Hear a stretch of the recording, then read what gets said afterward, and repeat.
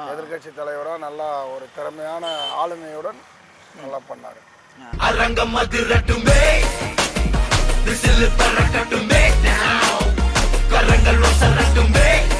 அடுத்தது ADMK BJP கூட்டணிக்கான வெற்றி வாய்ப்பு எப்படி இருக்கிறதா பார்க்குறீங்க?